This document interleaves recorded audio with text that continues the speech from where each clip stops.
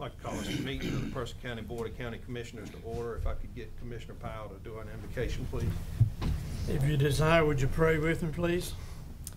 Heavenly Father, we come before you this morning with thankful hearts for the opportunity and health and strength to be here.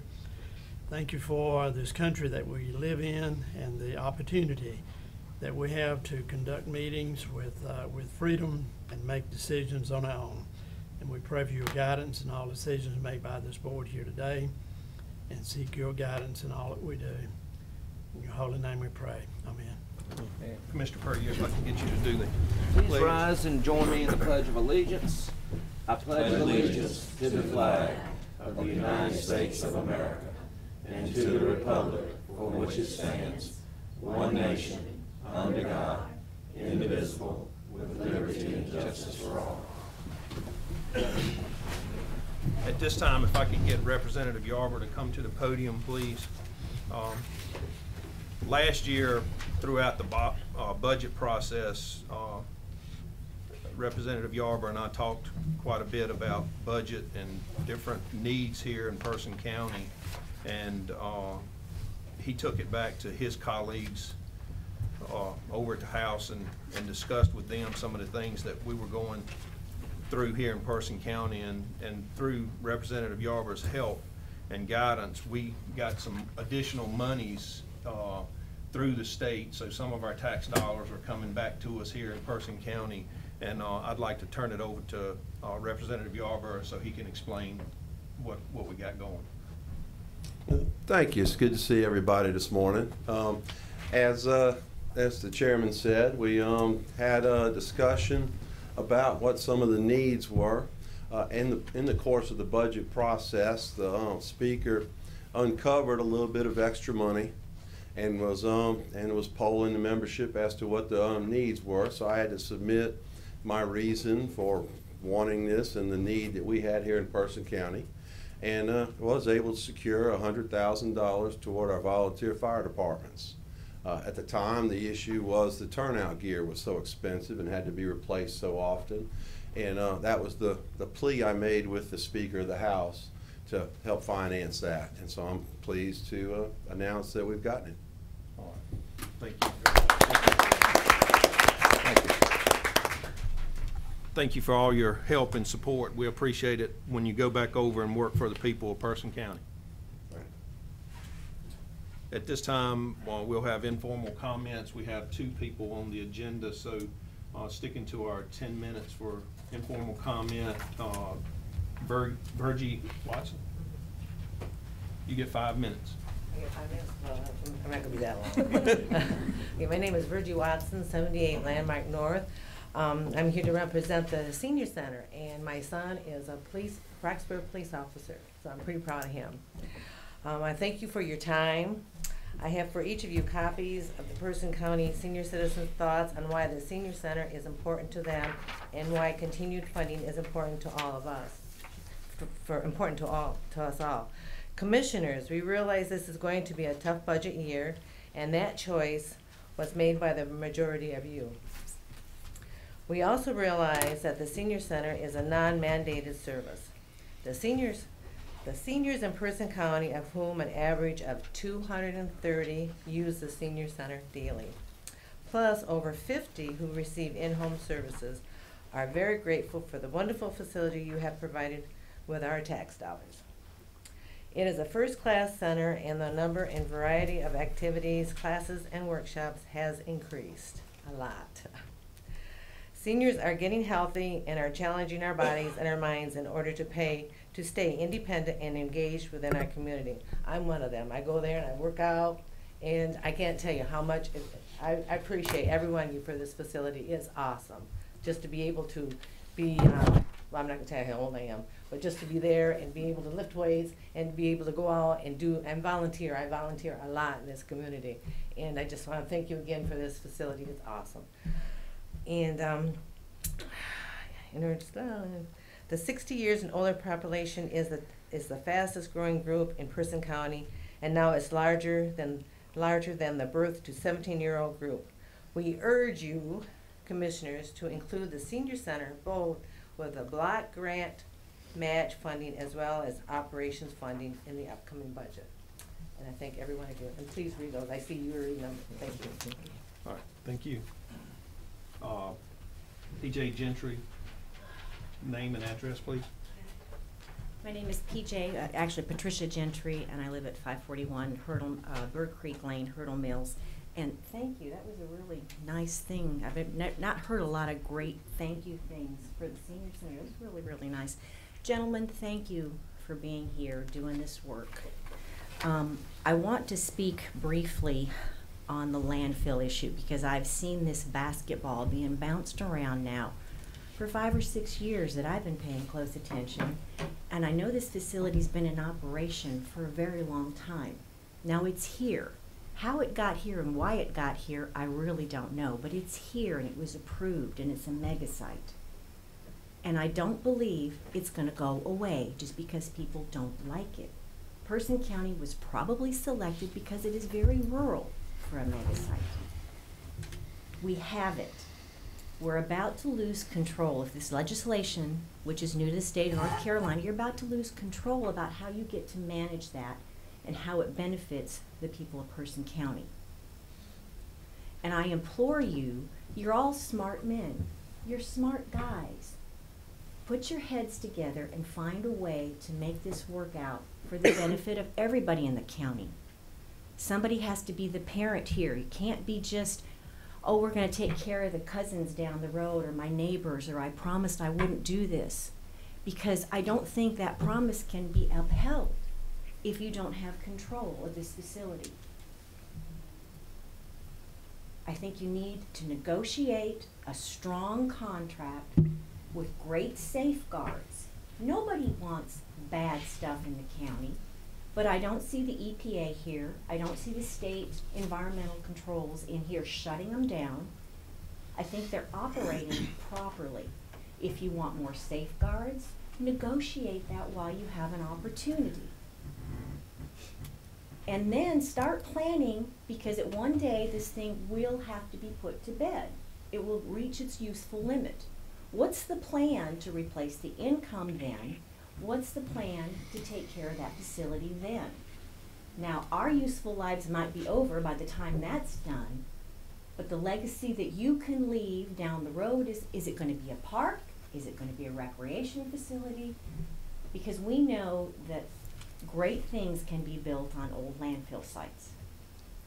So let's make a plan now for the next 20 or 30 years. But don't shortchange the county, because the county is still going to have this facility, like it or not. We've been trying to shut it down forever and it's not happening, and now the state is going to go in and say, no, we're going to have the final say. The county serves at the pleasure of the state.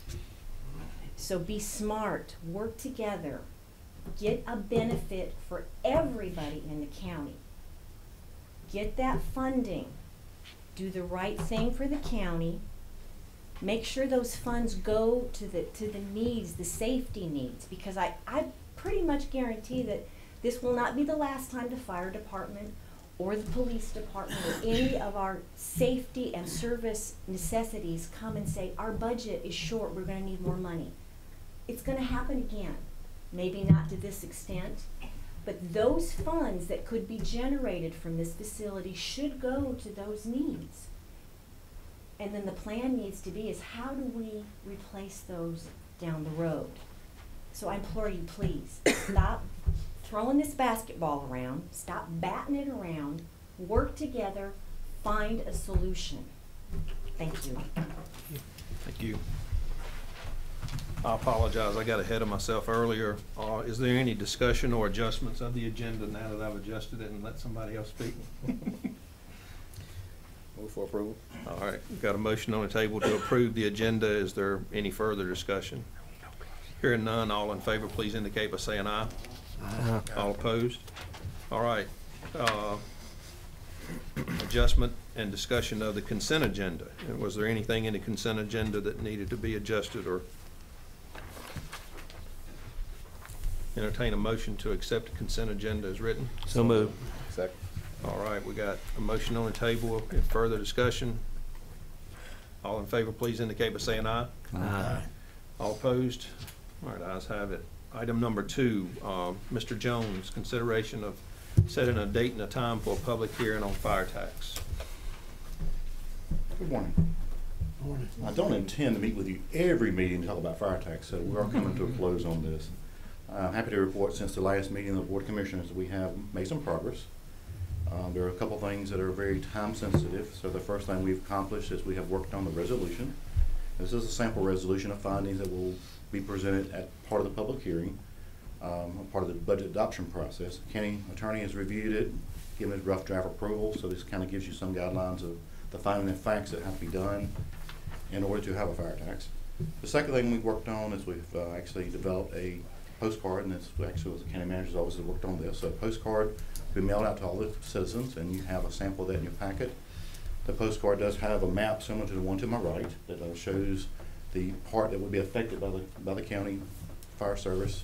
It shows 2 white sections, about 4 different white sections, and one large one that this shows that the city would not be charged a fire tax.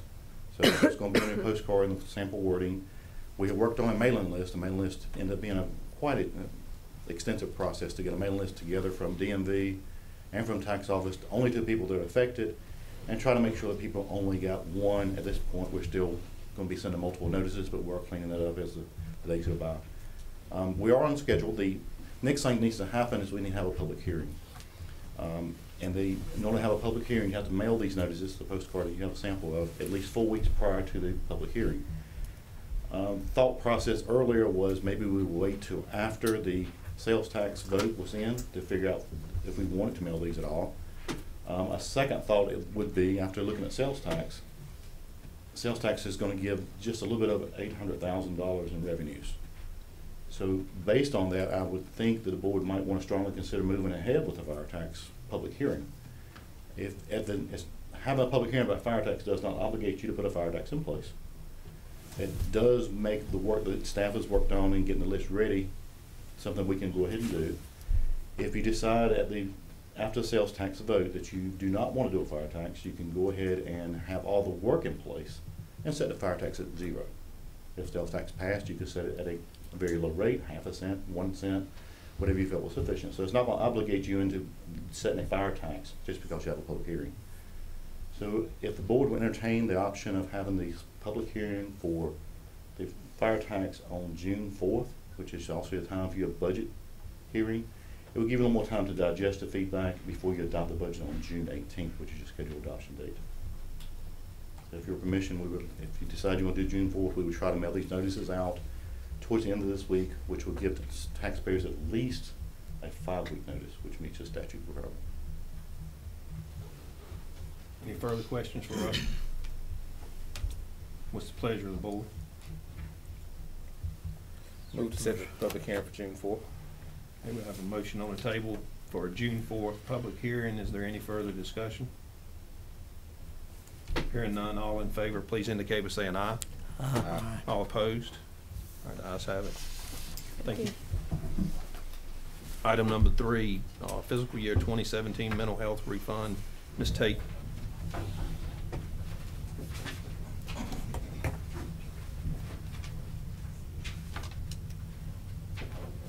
I've got 2 mental health items, so I'm trying to figure out which one I've got here. Commissioners, at the March 29th meeting, you asked that staff bring forward a recommendation on how to spend the refund that you received from Cardinal. You'll see in your abstract that recommendation. I would like to make note that there were quite a few requests after that meeting, but I did have to make one cut from this request. It was from our HR department had requested $3,800 for stress training. Just want to let you know that in case you wanted to change this recommendation, put that back in and cut something else out. Also wanted to let you know that under the request from Roots and Wings, they do intend to spend some of that funding on a billboard for awareness about Mental Health Awareness Month. So if you have any questions, I'll be happy to answer those for you at this time. Oh, one more thing I did want to note, Freedom House had requested the vehicles, so we are giving them 2 of our surplus vehicles. So that money will actually be flushed back into the general fund. So that's just an exchange, if you will.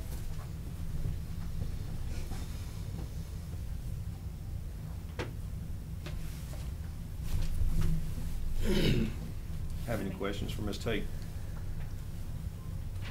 Any discussion?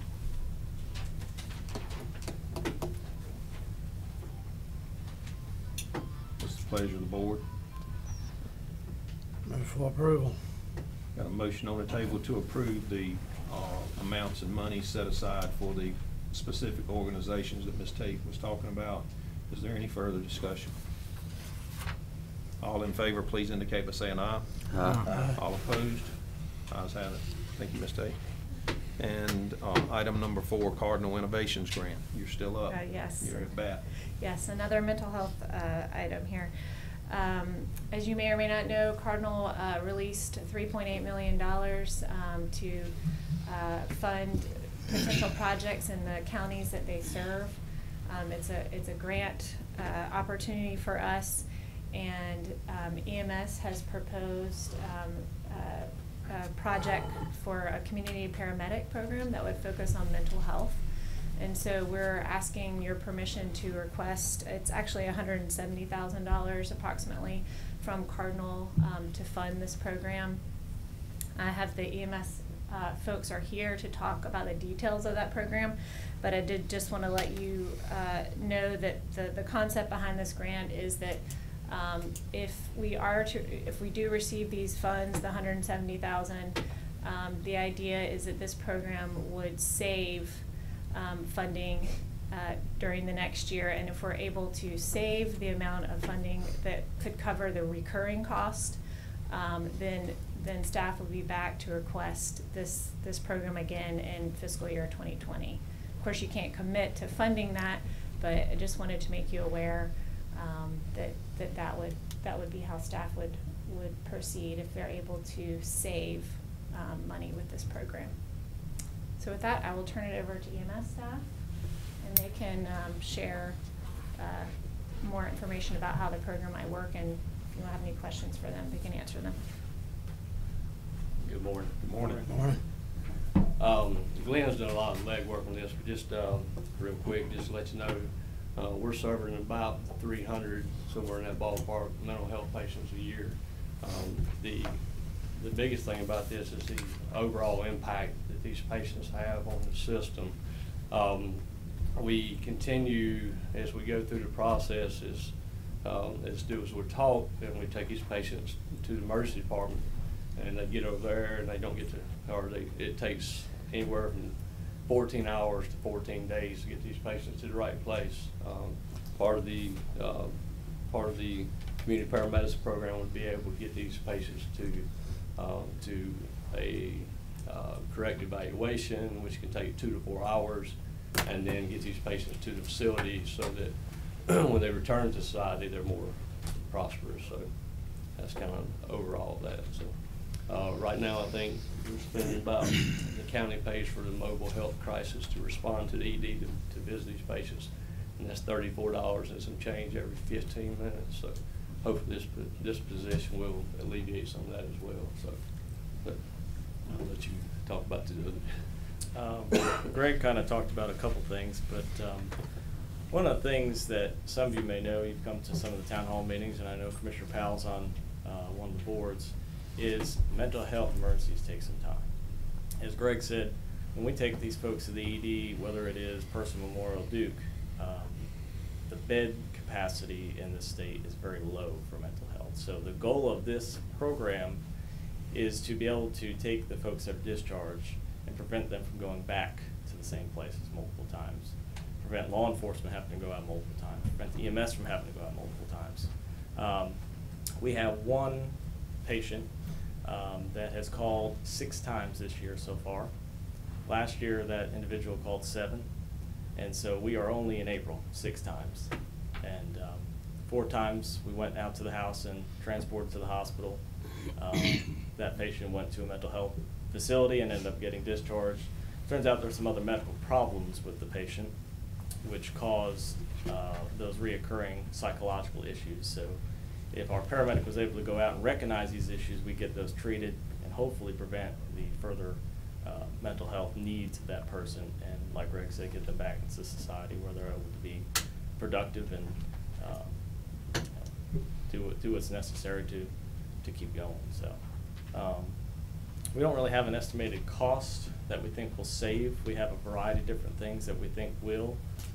We believe we will be able to save the amount of money that would have the reoccurring cost, and that will be from both EMS, from Freedom House, law enforcement, and then overall we're hoping to save with the hospital side as well, and get them a little bit more involved in this process as well. So I've talked to a couple of different counties around that have these different types of programs. We are probably going to be one of the first that focus on mental health, which most of them said bravo to us, because they know there's a big problem.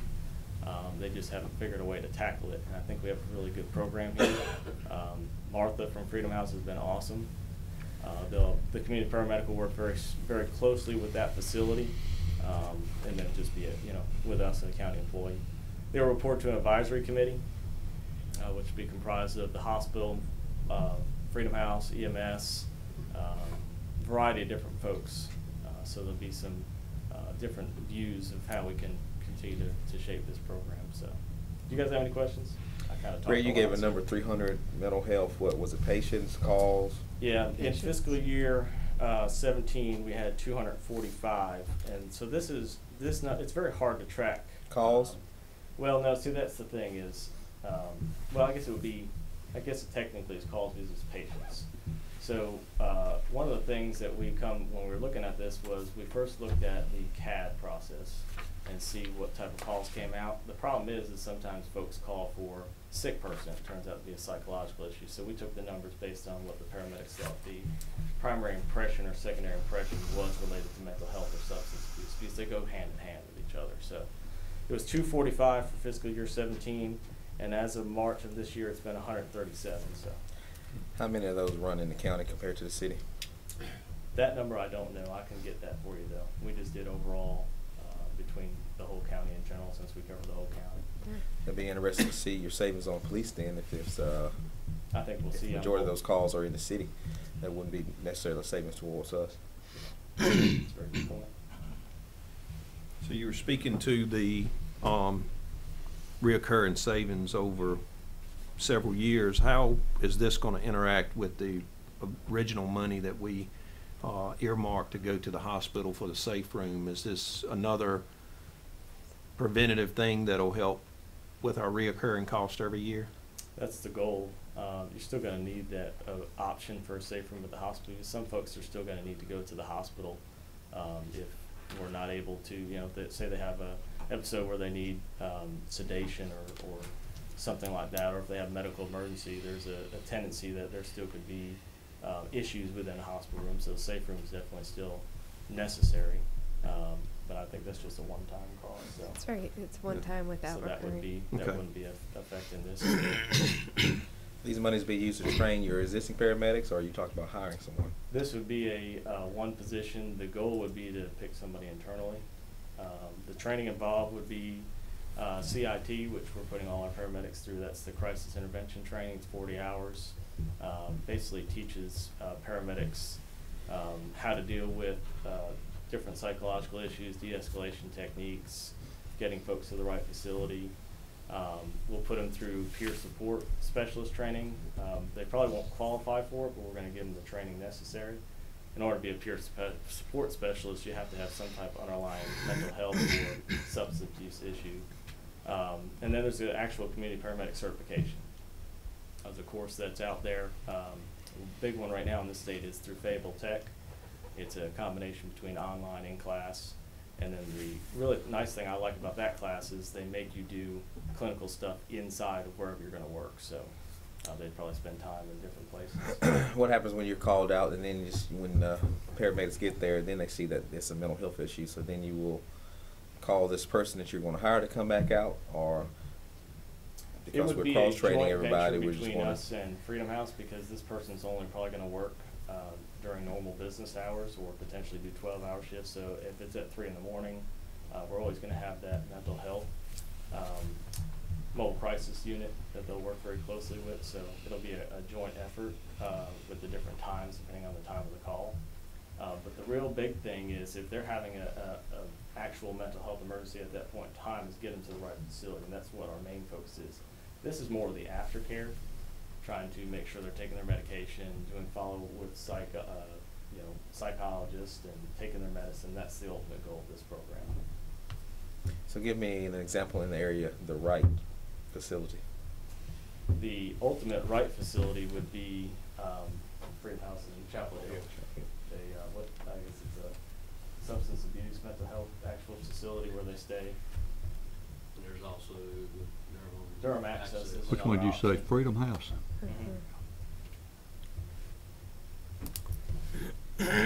Now that's if we go and they're actually having just only a psychological issue. There's a medical side, then they need to be transported to the hospital and have that treated. And then a lot of what Martha does, what we talked about, is she'll actually go to the hospital after the discharge and then take them down to where they need to go. So that's the ultimate goal.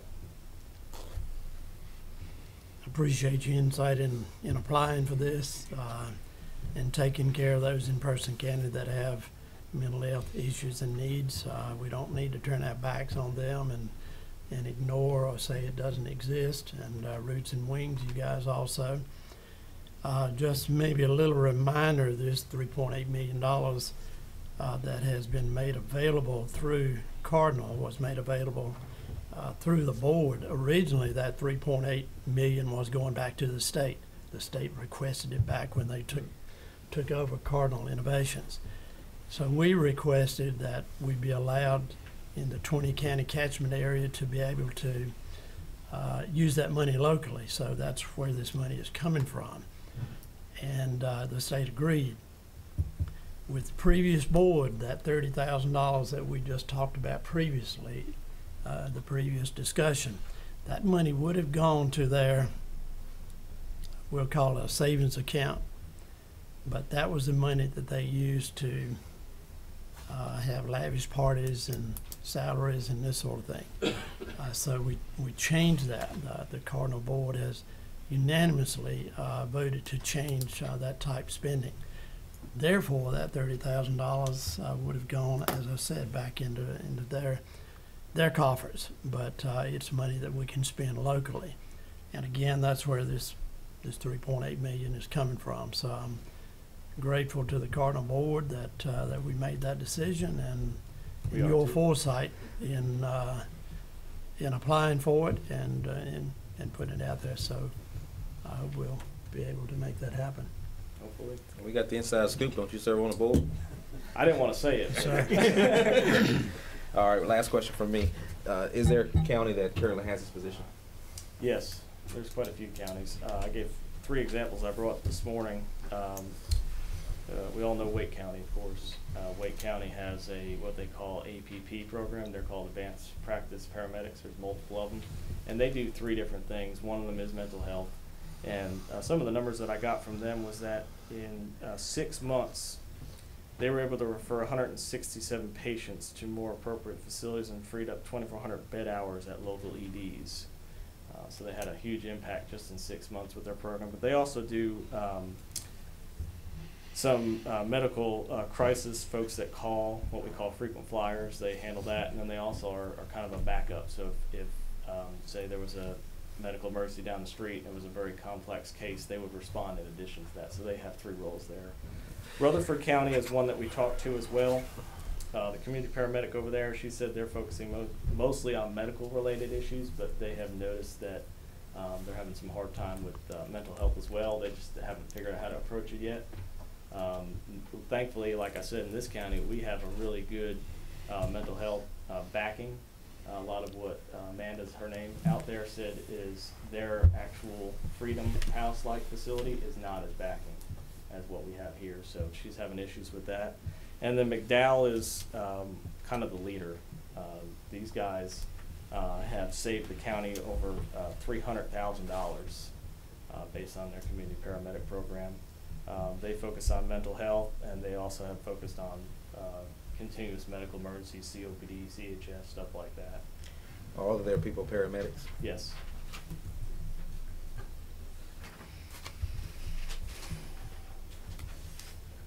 The one good thing about having a paramedic do this program is that they have the emergency side thinking as well. So it requires additional training because now you have to step back and look at all sides of it. But in case there's actual medical emergency, they can take care of that in addition to what the ultimate goal is of the program.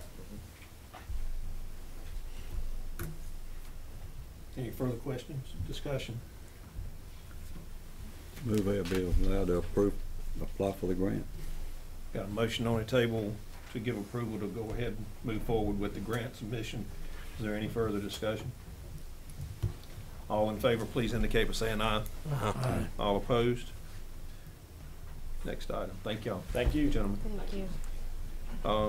Item number 5, resolution approving the installment financing contract, deed of trust, and other documents, approving and authorizing certain actions in connection with financing a portion of the cost of various projects, public safety tower, communication system upgrade, county and school improvements. It's a long title, isn't it? Woo! I'm starting to feel like Russell. I think I've seen you guys the last 5 or 6 meetings.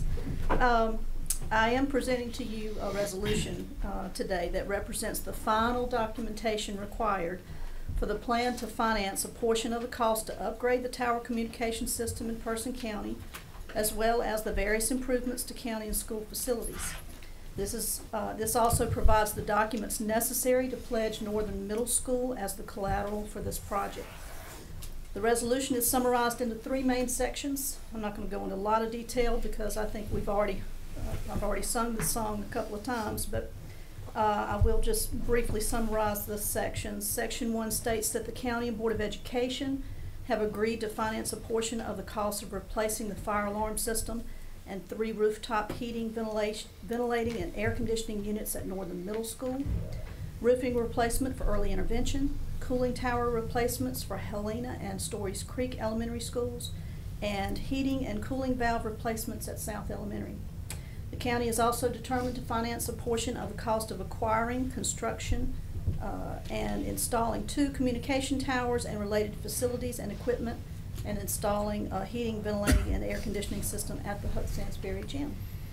Section 2 states that the county has determined to finance a portion of the cost of the project in an amount not exceeding $4.4 million per General Statute Section 160A-20.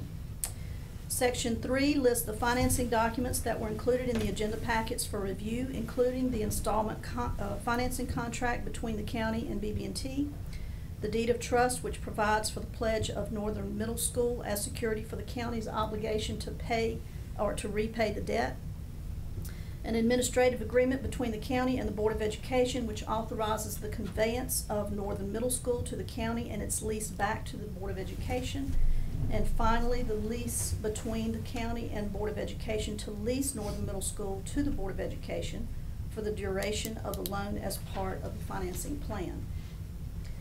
Further clarification of the stipulations under these sections is included in your agenda abstract for your convenience. I would ask now that the board consider and approve this resolution, which encompasses the approval of all associated documents as presented. Any questions for him? For approval. We've got a motion on the table to approve the resolution. Is there any further discussion? Mr. Attorney, is there any need for me to recuse myself on this?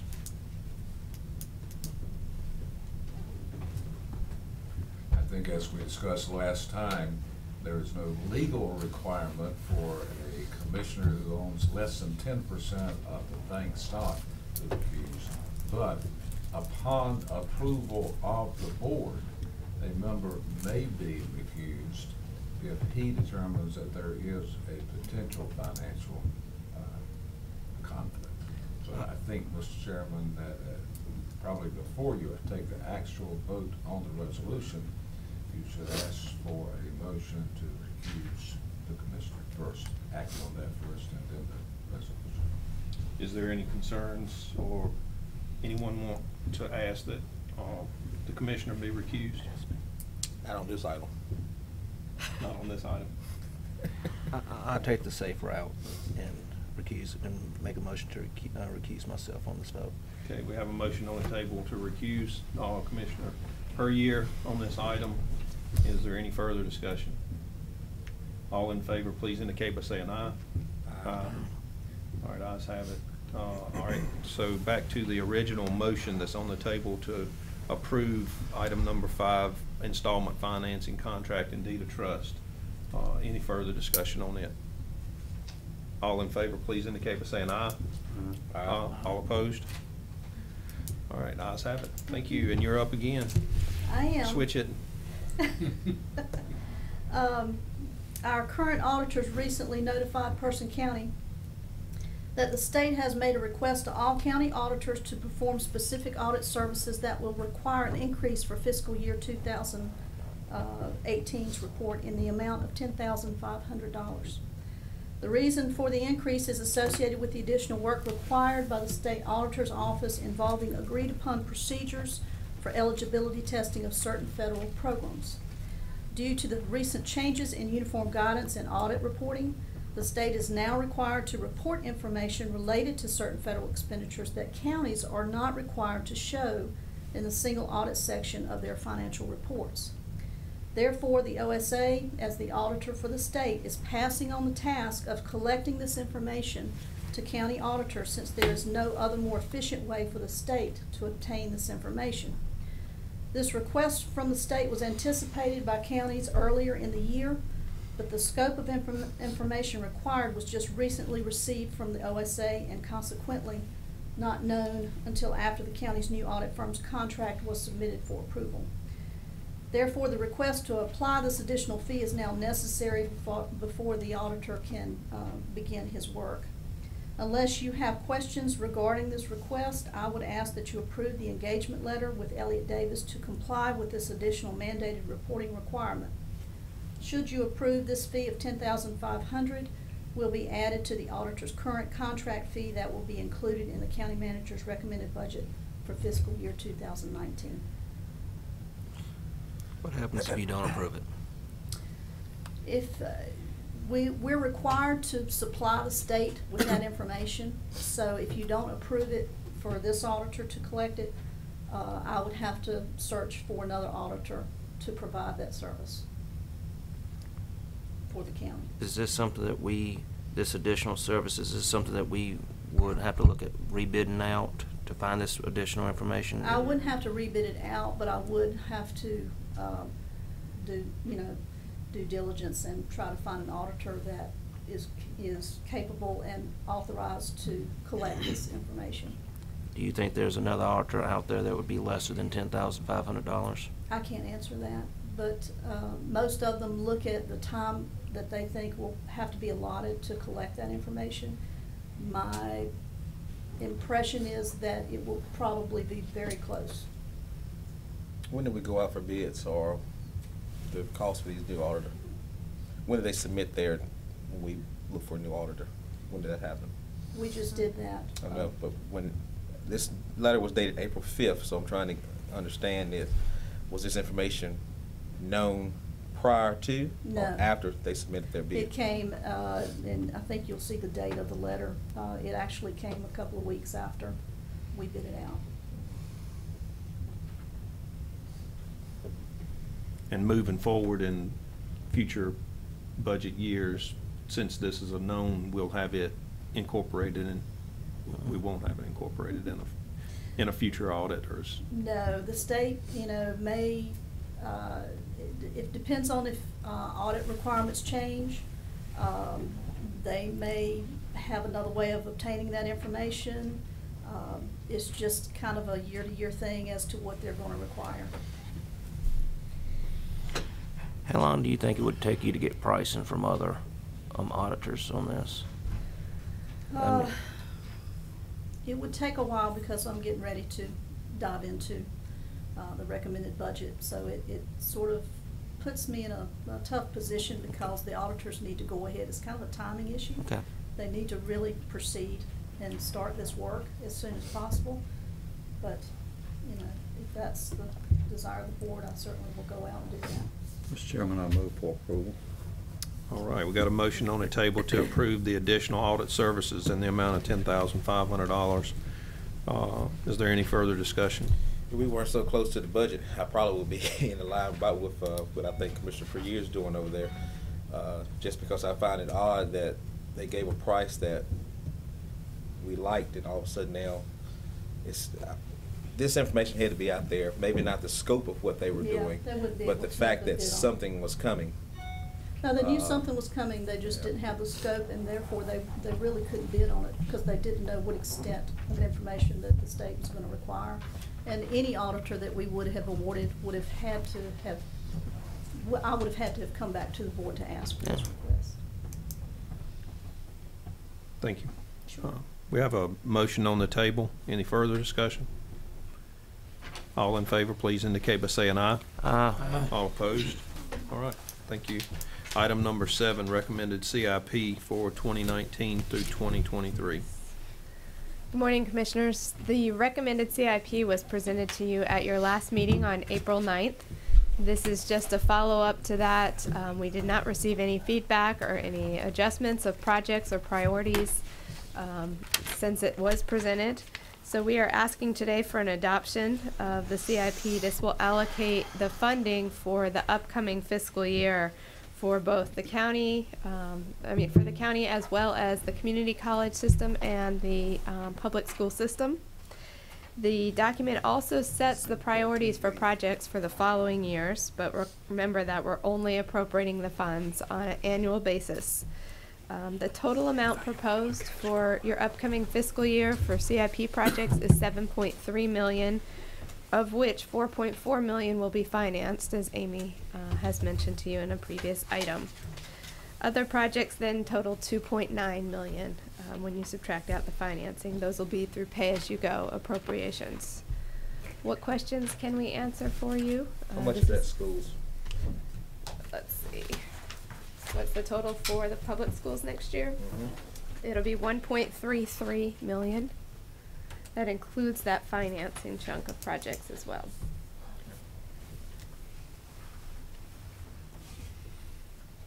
I looked over the CIP and I consulted Ryan Perrier, because I know he went through it diligently, and we both appreciate all of the support that the staff has put into this.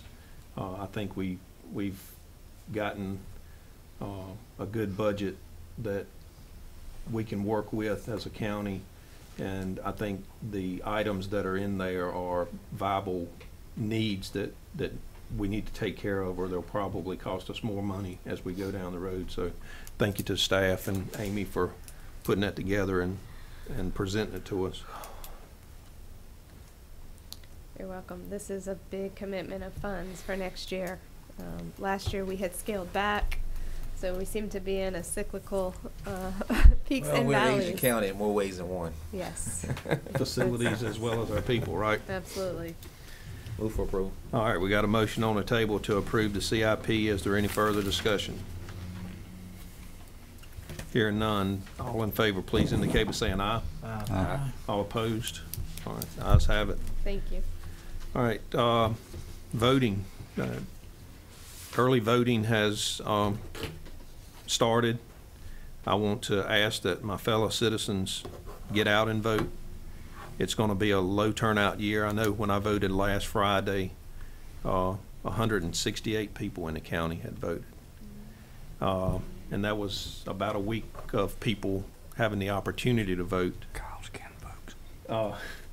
If you never thought that your vote doesn't count, it's going to count in this election because of the low voter turnout. So I implore upon all the citizens to get out and vote, let your voice be heard, and make sure that you are trying to move forward the candidate that you're representing.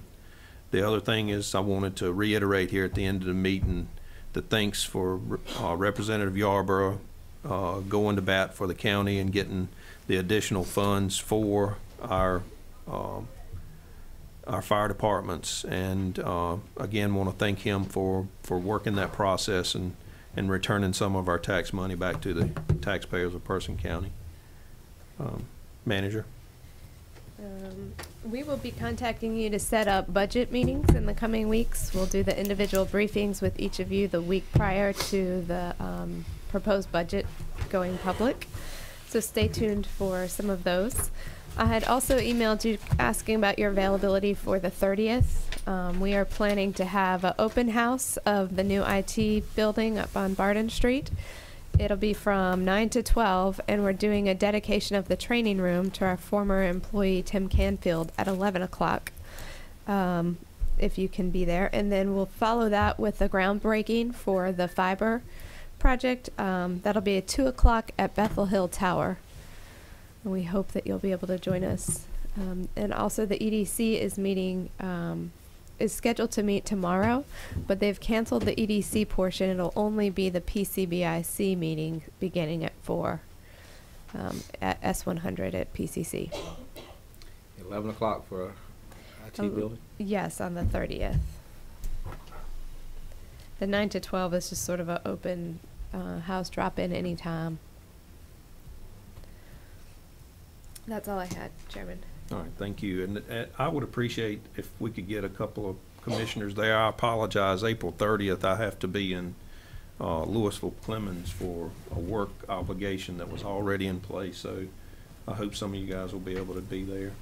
Commissioner Jeffers? No report. Commissioner Clayton? I do want to mention that I call it the annual legislative breakfast on mental health was in Chapel Hill at the Friday Center Saturday morning, and I went to that. There was quite a, the room was about packed, and they had a lot of the legislators were there. And,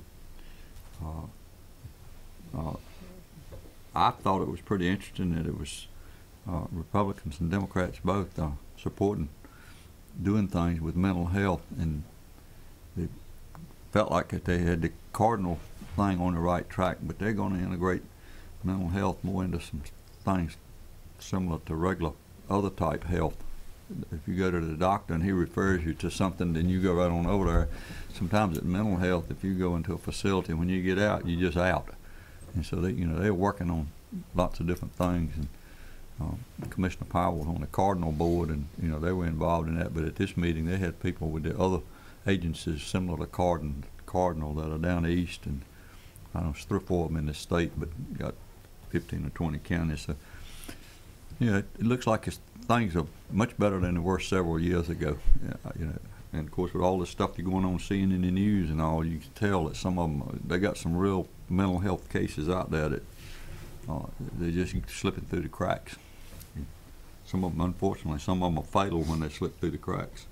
I did want to mention that since I've been an environmental health specialist for the last 48 years, I think, best I counted up, it's hard for me to believe that.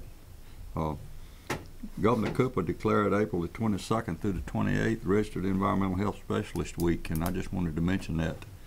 And I thought it was quite interesting. I'd never seen them quite get that kind of recognition in the past, so I don't know who's got his ear over there, but they're moving right along with it. And the secretary, I can't think of her name, of Health and Human Services, she spoke, and this is about Mandy Cohen. She spoke, and she's quite like, I'd say, a breath of fresh air over there. She's got her agenda, and she's moving some things forward. And she was the one behind getting this Cardinal thing off of. In other words, she stuck something under it and blew it up and made it work, made it change. So she's kind of like a breath of fresh air over there. I know she's young and energetic, and maybe that's what you really need in some of these places. I think that's all I got. Thank you, sir. Commissioner Puryear. No I wanted report. to say something, but I kept it to myself. What did you say? When you say young, energetic. All right. Speaking of Cardinal, I do have the pleasure of driving to Charlotte this coming Friday afternoon and spending a wonderful leisure Saturday with Cardinal Innovations and the changes taking place in that board. That's a breath of fresh air showing up. And what we just talked about previously with that available funding is an example. That board has done an about face with You got the that? mental health and disabilities needs in these 20 counties. And, you know, of course, I want the best for all 20 counties, but I'm very, very interested in what we can do to use this money to the best we can in Person County for those that are least able to do for themselves or work for themselves. So I'll keep working there for you. All right, thank you. All right, at this time, I'd entertain a motion to go into closed session. A motion to enter into closed session per General Statute 143-318.11A3 for the purpose to consult with the county attorney in order to preserve the attorney-client privilege with the following individuals permitted to attend: County Manager Heidi York, Clerk to the Board Brenda Reeves, County Attorney Ron Aycock, and the Assistant County Manager Sybil Tate. So moved. All right, we have a motion on the table to go into closed session. Any further discussion? All in favor, please indicate by saying aye. Aye.